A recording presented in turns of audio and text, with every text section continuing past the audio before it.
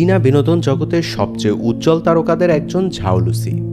কিন্তু পর্দার আড়ালে লুকিয়েছিল এক ভয়াবহ সত্য। 2024 সালের ডিসেম্বরে একটি ছবি ভাইরাল হয়েছিল।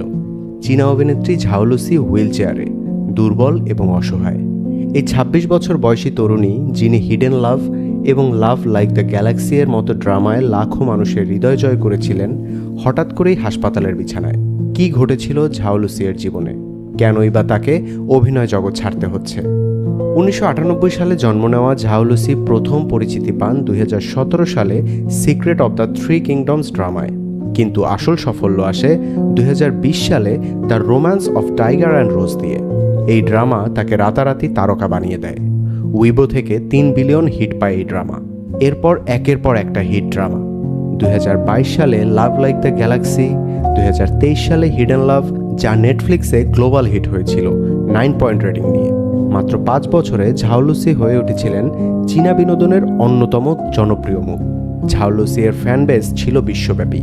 চীন থেকে শুরু করে বাংলাদেশ পর্যন্ত তার ড্রামার ভক্তরা ছিল অগণিত। সোশ্যাল মিডিয়ায় তার প্রতিটি পোস্ট পেত লাখো রিয়াকশন। 2020 সালে দ্য অ্যাক্টর অফ চায়না অ্যাওয়ার্ডসে আউটস্ট্যান্ডিং অ্যাক্ট্রেস পুরস্কার, 2021 সালে সিওল ইন্টারন্যাশনাল ড্রামা অ্যাওয়ার্ডসে এশিয়ান স্টার প্রাইজ, 2025 সালে এশিয়া কন্টেন্ট অ্যাওয়ার্ডে সিলভার অ্যাওয়ার্ড সম্মানের পর সম্মানে ভূষিত হয়েছিলেন তিনি। কিন্তু এই সাফল্যের আড়ালে লুকিয়েছিল এক যন্ত্রণাদায়ক অধ্যায়। 2025 সালের 1 জানুয়ারি ঝাও লুসি প্রথমবারের মতো প্রকাশ করেন তার আসল অবস্থা। 2019 সাল থেকেই তিনি গুরুতর ডিপ্রেশনে ভুগছিলেন। তার ওজন কমে গিয়েছিল মাত্র 36.9 কেজি। তিনি ভুগছিলেন ডিসোসিয়েটিভ কনভার্সন ডিসঅর্ডারে, যা তার স্মৃতি, চেতনা এবং শারীরিক কার্যক্ষমতাকে প্রভাবিত করেছিল। আরও ভয়াবহ তথ্য বেরিয়ে আসে তার ম্যানেজমেন্ট কোম্পানি গ্যালাক্সি কুল এন্টারটেনমেন্ট নিয়ে। শারীরিক ও মানসিক নির্যাতনের অভিযোগ, অনুমতি ছাড়াই তার অ্যাকাউন্ট থেকে 2.5 মিলিয়ন ইউয়ান তোলা, এমনকি তাকে কাজ বন্ধ করে দেওয়ার হুমকি দেওয়া হয়েছিল। ঝাও লুসির নিজস্ব ভাষায়, 2 বছর আগে বোকার মতো যে চুক্তি নবায়ন করেছিলাম, তাতে আরও 4 বছরের আর্থিক বাধ্যবাধকতা ছিল।